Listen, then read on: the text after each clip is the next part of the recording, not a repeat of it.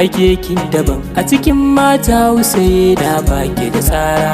Matar Isma'il kin yi daban Husaina baki da tsara. Da sunan gwanin mulki Allah Ubangiji na mai komai, mai kyauta mai ƙari ka ban ilahu ƙara yi min mai.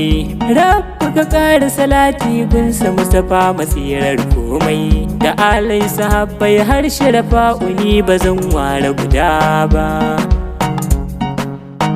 ni bazan ware guda ba.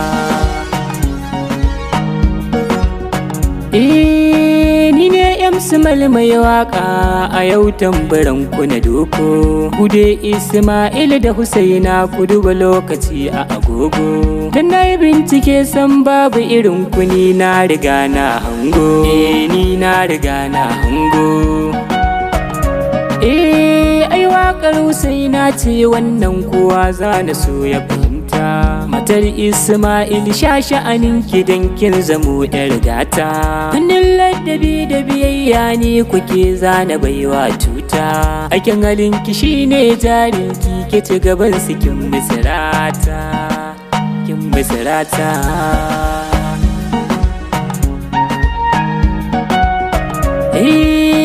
Sanya jadi ke ga hanya nan ko ya gwada ba za ya iya ba. Dan dogaran kirabu sai na hannu ba zai tare rana ba. Ki ƙarye riko da ma'aikin mu maki gani ba zai nasara ba, ba zai nasara ba. Husaina matar Isma'il to Allah ya ƙara danƙon ƙauna. Ku yi zamana ku a tare mutuka raba ku rayu da juna.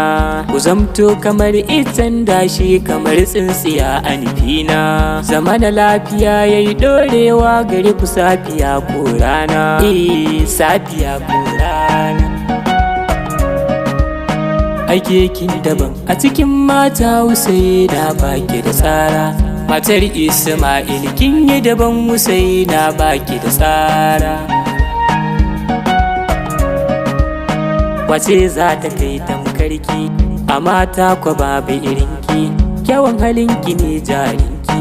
Ga Isma'il angonki ke da shi ku sha sha'ananku.